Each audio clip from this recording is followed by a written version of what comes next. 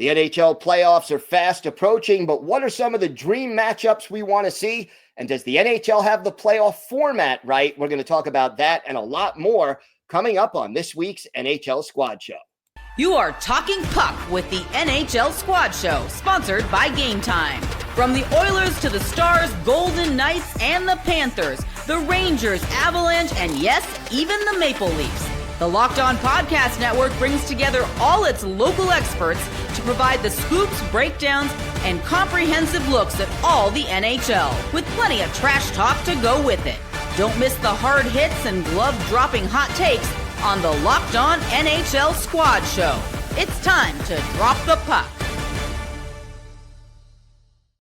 Gil Martin here, and welcome everyone to the NHL Squad. Sit back, grab your favorite beverage, and join us as we get you ready for another wild week across the National Hockey League. We are part of the Locked On Podcast Network, your team every day. Today's episode is brought to you by Game Time. Download the Game Time app, create an account, and use code LOCKEDONNHL for $20 off your first purchase. I am very happy to be joined by Jess Belmosto from Locked On Flames, and to welcome for the first time to the show, Shukri Wrights of Locked On NHL Game Night. And playoffs are right around the corner. Glad you both could make it today. Let's start with this topic. What are some of the dream playoff matchups that you guys would like to see later this month? Ooh. For With me, the it's current format? What? With the current format? With the current format, something that's almost realistic. Yeah. Battle of Ontario for me, Toronto, Ottawa. Yeah. That would be certainly an intense first round, although, Ottawa might just get into the top three somehow. Yeah. They're not that far off right now. They are really playing better hockey.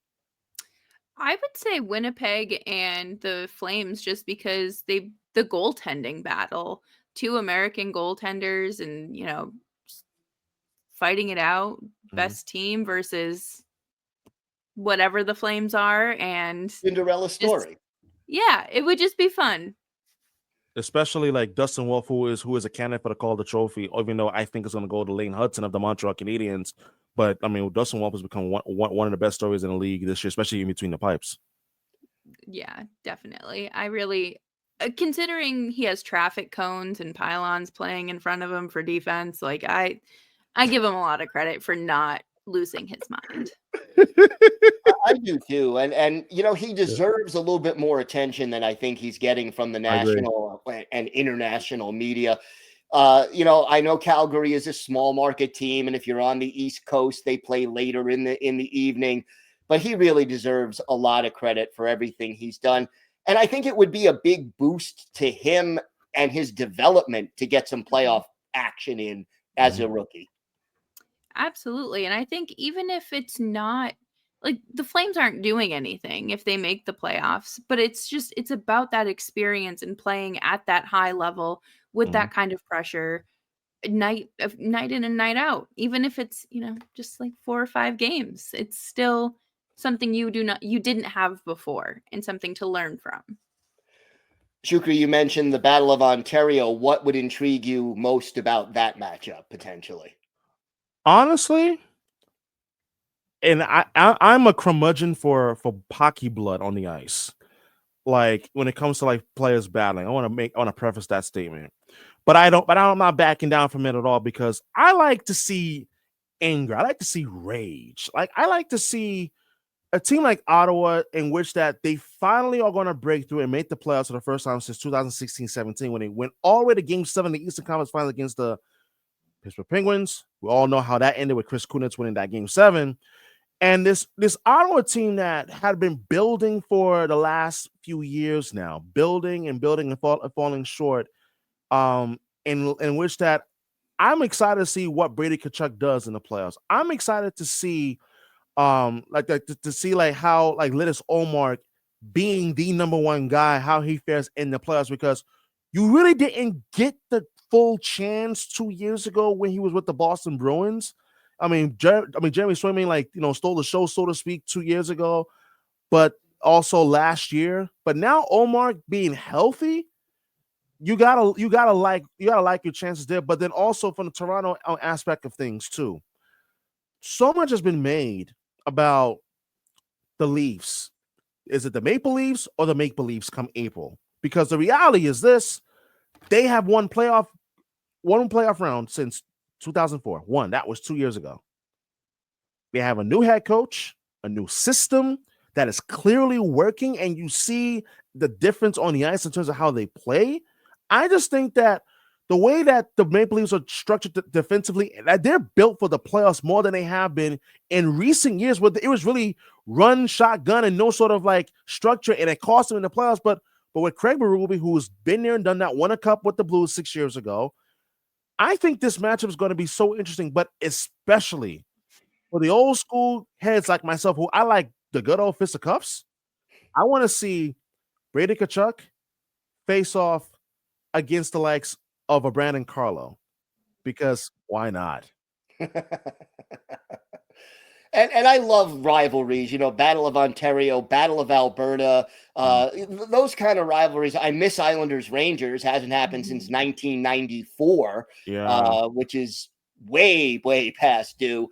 But yeah, I mean, those kind of rivalries, I think, and we'll get to this topic a little bit later, but when they changed the playoff format to make it more division centric, that they were trying to get those, Montreal, Boston, Battle of Alberta, Battle of Ontario, Islanders, Rangers, Flyers, Penguins. It hasn't always worked out that way, but that was at least the noble goal.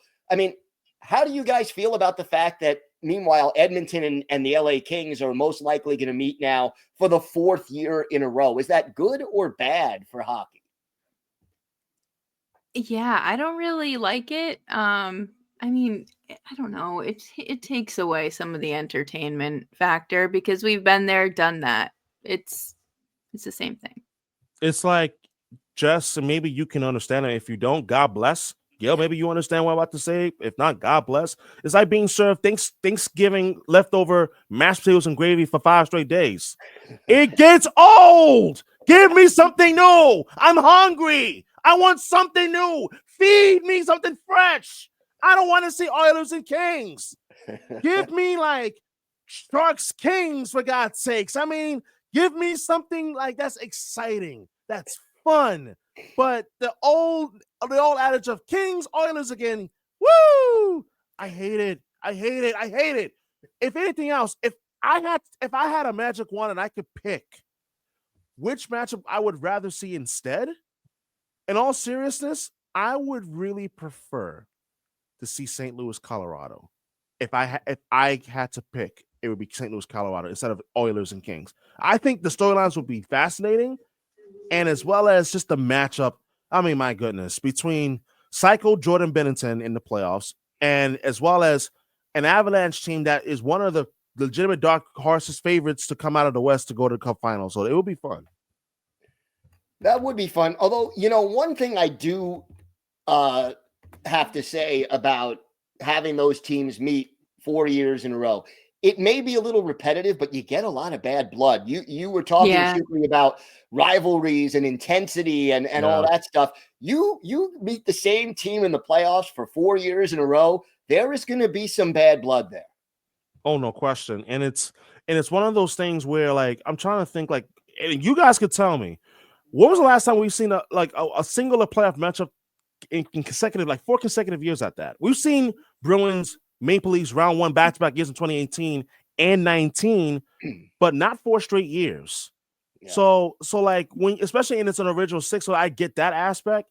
But the reason why I think it would be healthy to see a fresh new matchup is because of the fact that that's how you create new rivalries in the sport. I mean, think about it for a moment. Like, Vegas, Seattle, create new rivalry that way. And, like Vegas, Dallas, that's become a rivalry in the last 5-6 years. Like, that's what I'm talking about. Like, new blood. Like, I like that. It's great for the sport. It's great for those markets to get energized. Like, oh, we're about to play Dallas again. Ooh, this is going to be good. Like, what more can you ask for?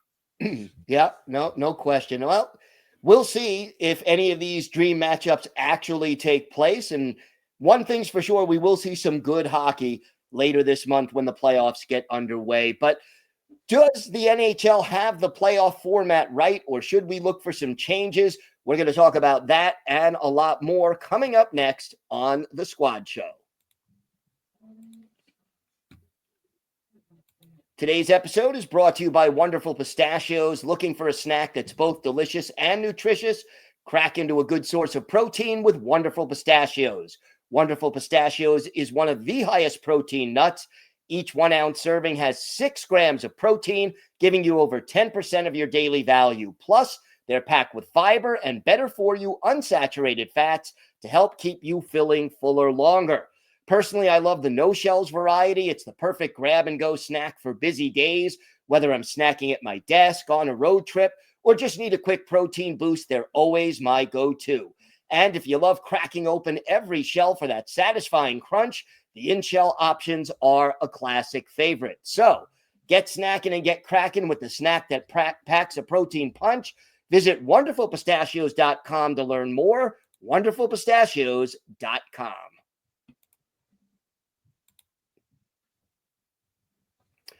So, playoff format.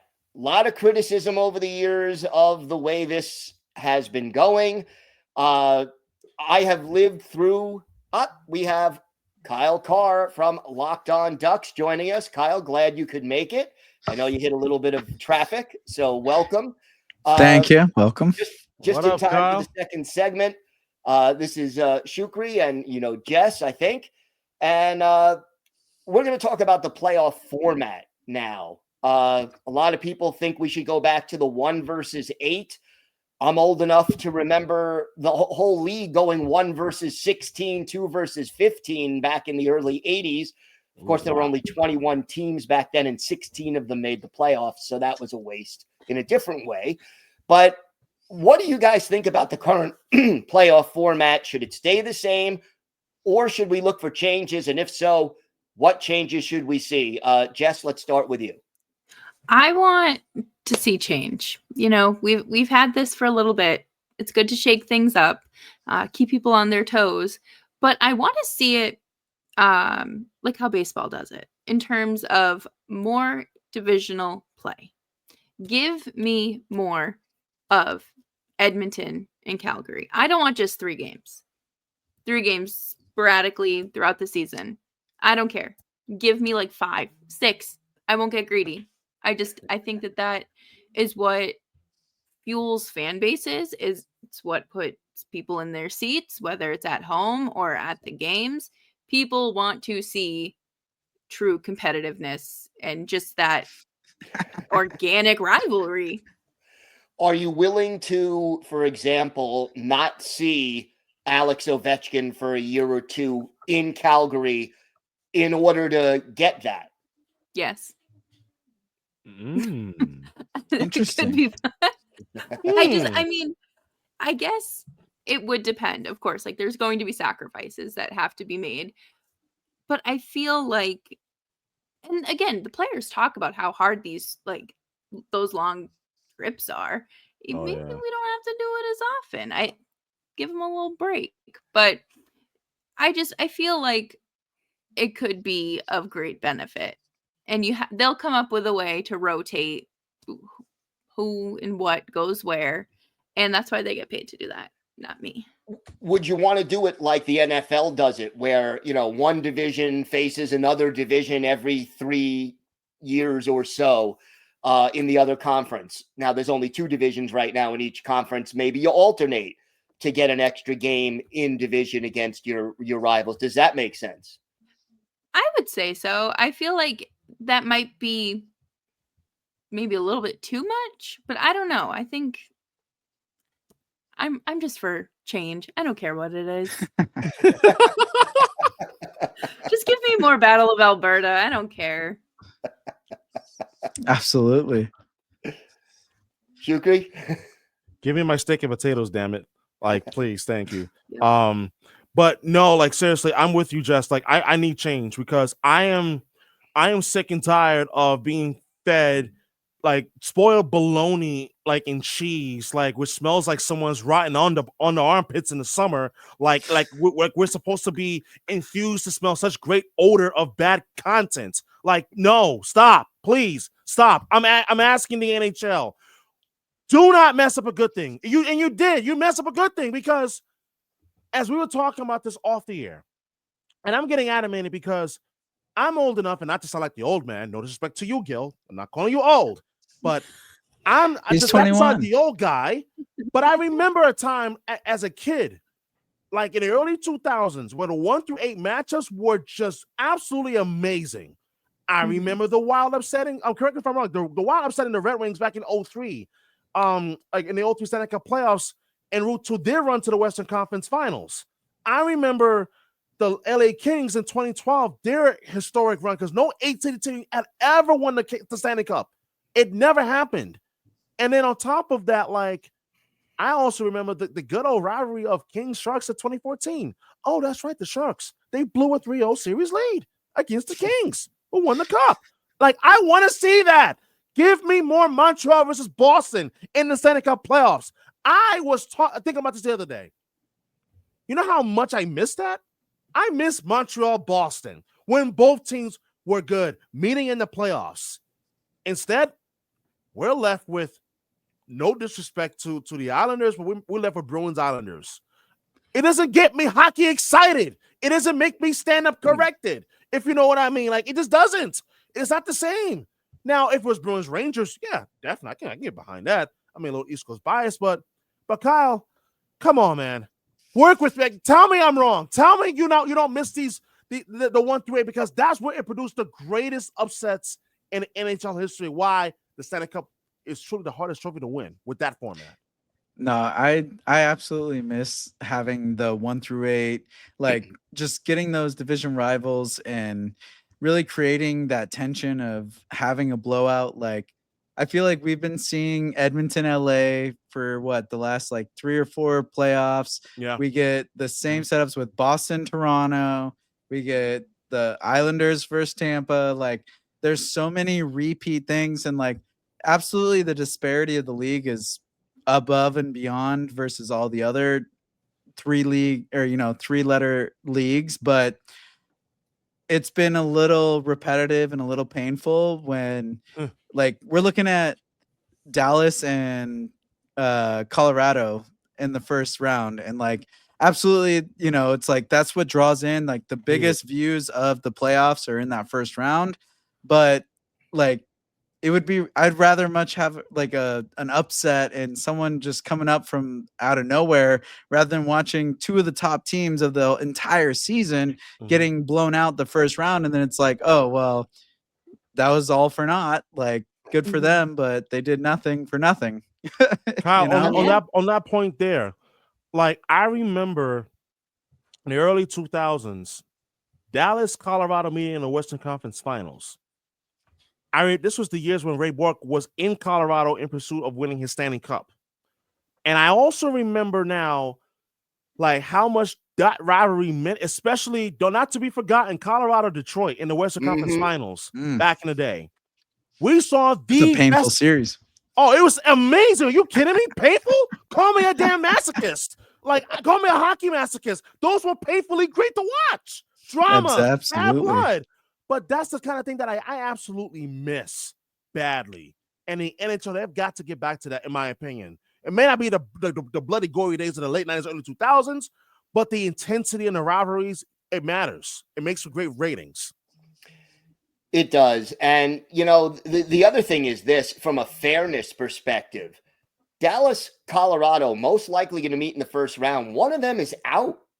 And there are going to be teams that are not as good who are going to have an easier first round opponent. And that, to me, is a big fairness issue that this current format doesn't avoid. Absolutely. Yeah.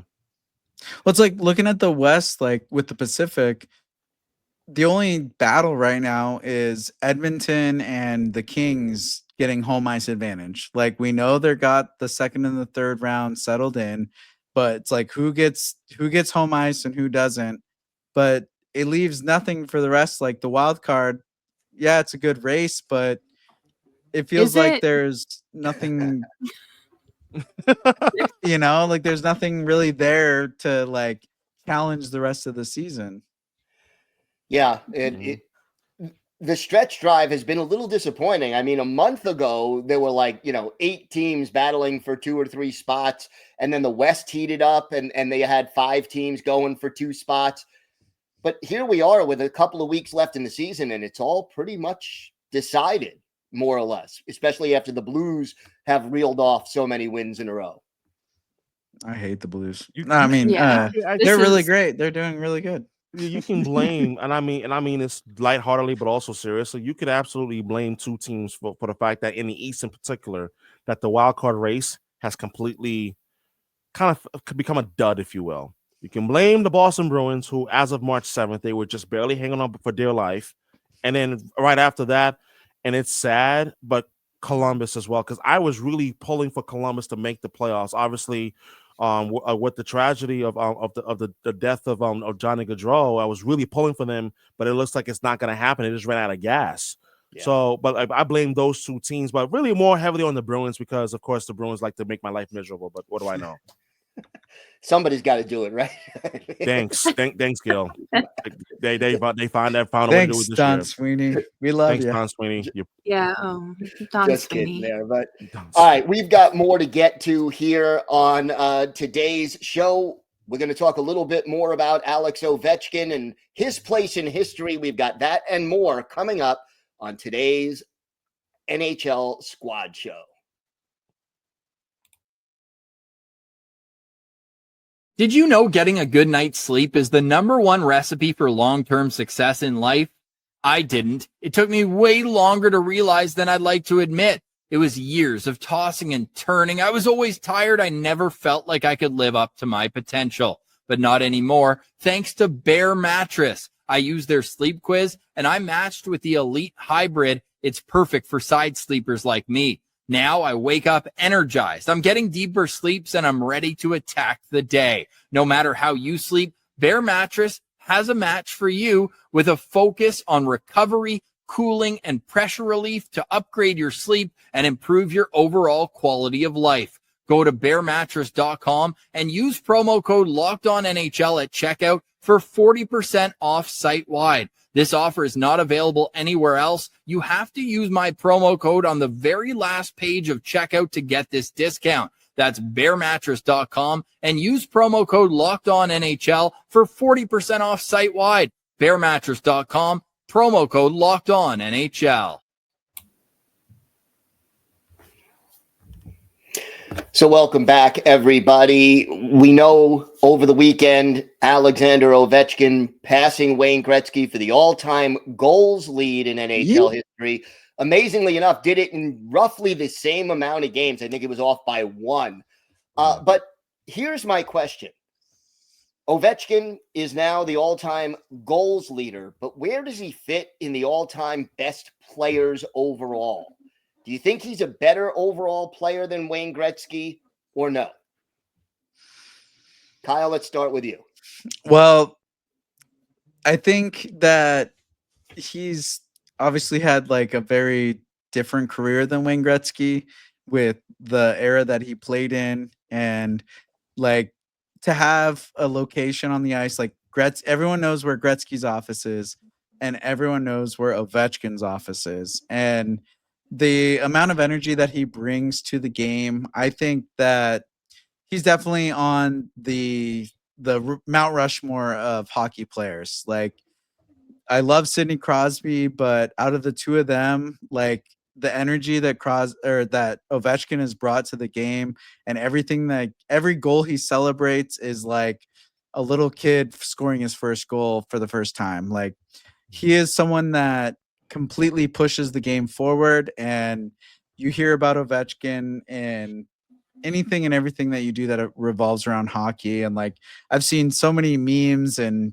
pictures and everything on social media that just shows, like, there was like a thing of the Simpsons, like it was like Homer Simpson as a kid watching Ovechkin as a kid, and now it's Homer as an adult and it's like him scoring. Like, he's been around forever and everyone knows Ovechkin. Like even my son, who's a 13-year-old, like Ovechkin's been a big part of his hockey knowledge and growth as a player. And like he was part of mine growing up as a hockey player. So like I think that he's at the top of, Bobby Orr, Wayne Gretzky, Gordie Howe. Like Ovechkin's going to be one of those guys that everyone talks about for the rest of their lives.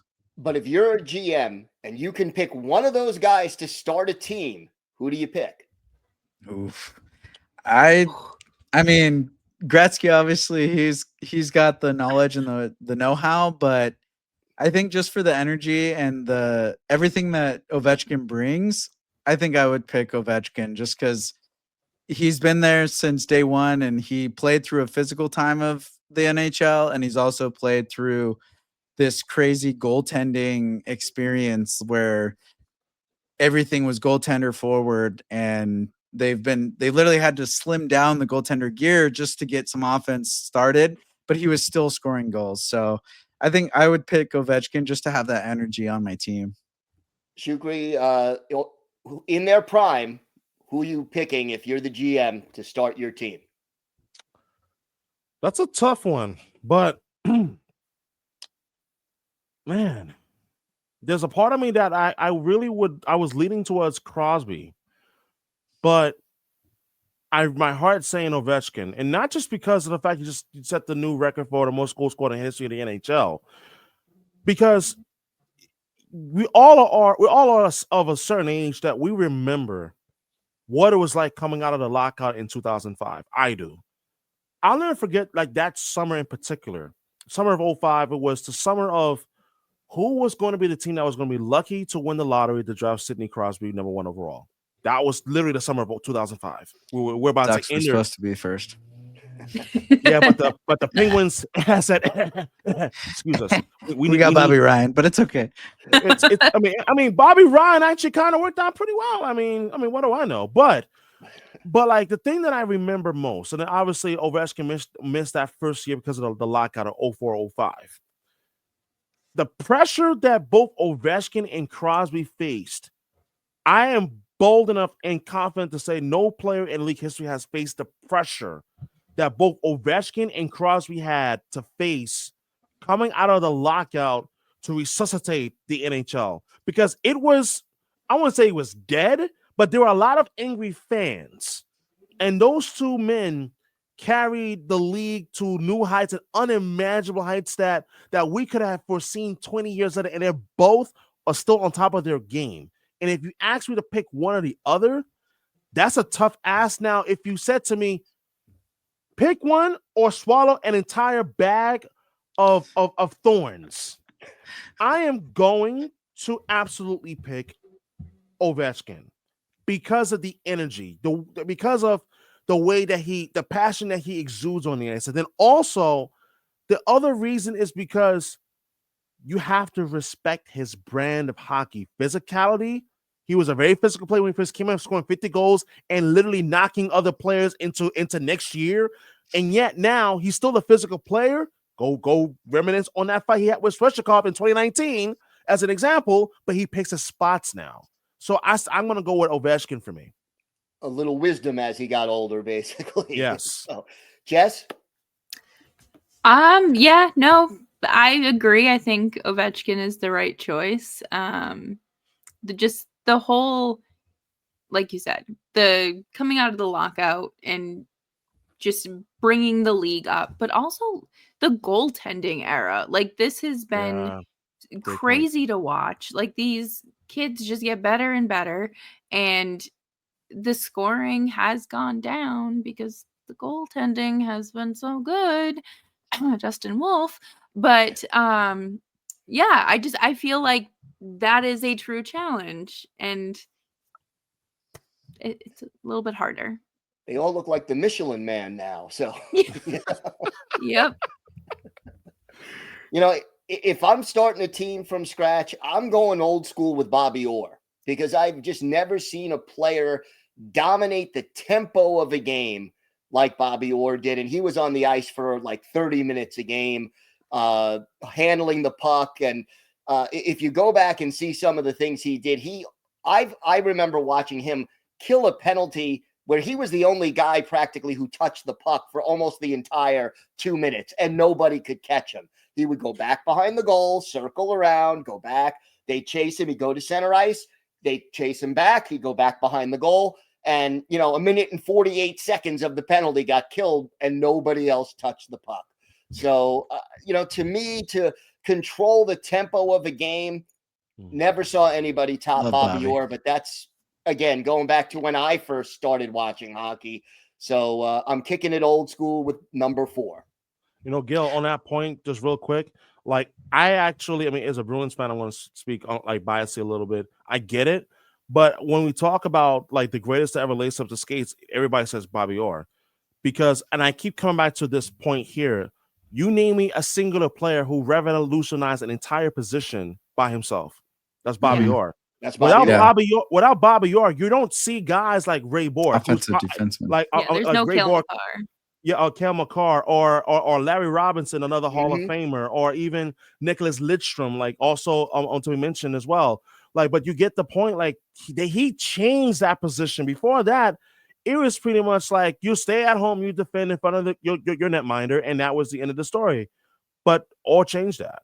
Yeah, he really did. He changed the way the game was played. And I mean, Gretzky did too in his own way. And I think all these superstars did, because they did things that nobody else could do. But let's agree to this much. That would be a good problem to have if you're allowed to pick any one of those guys to start your franchise. Well, Jess, Shukri, Kyle, thank you so much. It's been great talking a little hockey with all of you. We will be back here next week for another exciting episode of The Squad as we get closer and closer to the start, believe it or not, of the NHL playoffs. I'm Gil Martin on behalf of everybody. Thank you so much for watching and listening to the NHL Squad Show. Have a great day, everybody.